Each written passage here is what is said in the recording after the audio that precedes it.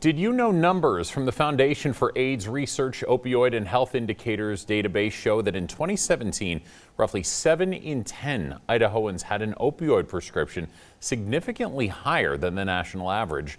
In our Finding Hope series, we've taken a closer look at the opioid epidemic in the state and show you how people are trying to combat the issue both locally and at a state level. And one of those solutions is through drug take-back days.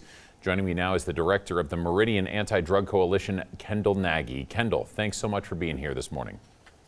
Of course, we appreciate the opportunity to talk about this prevention effort. Wonderful. Now first, source that led to this. I apologize, you cut out there for a second. Oh, sorry. I was saying, is there a single event or source or something that led to this opioid crisis we have here in Idaho?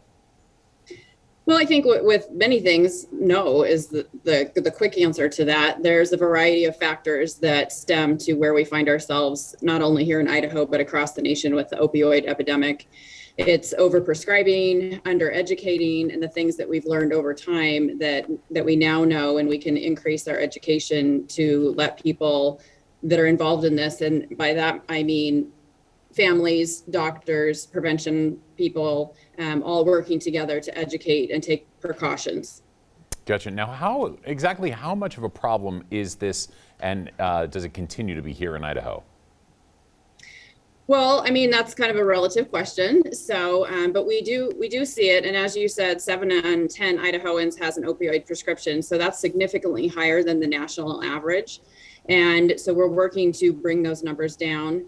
And we also see that as far as youth and teens, we look at state and local data, and that really drives our prevention efforts. And we see that while the majority of youth do not abuse prescription opioids, 14% do, and the majority of those are doing them in their homes or in the homes of people that they know. Okay, so on that note, we normally think of adults dealing with this issue. You were just mentioning youth. That includes teenagers, I assume. Yeah, absolutely.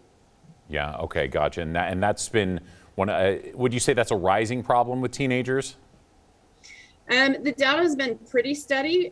We do a survey every other year and we watch those numbers. And so I think as we've continued to learn more and gotten further into this epidemic and increase that education, hopefully those rates will begin to see those taper, but we have not seen that yet. Okay, gotcha. Now, as we mentioned, drug take-back days, that's something that does in fact help. How does that work exactly? Yeah, you bet. So the DEA sponsors twice annual take-back days out in the community. And the Meridian Anti-Drug Coalition is partnering with Blue Cross of Idaho for this spring take-back, which is on Saturday.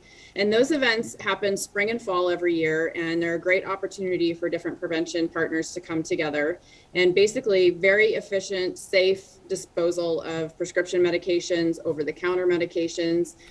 You can just drive through, drop those off, and then we partner with the Meridian Police Department and safely dispose of those medications so that they're not in the home where we see that a lot of that misuse or abuse takes place.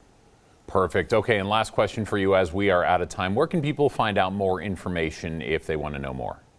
So to find the closest take-back day, you go to takebackday.dea.gov, and that will find you. There's a search tool on there, and you can find your closest location. Perfect. All right. Joining me this morning has been Director of Meridian Anti-Drug Coalition, Kendall Nagy. Kendall, thanks so much for being here today. We appreciate it. Thank you.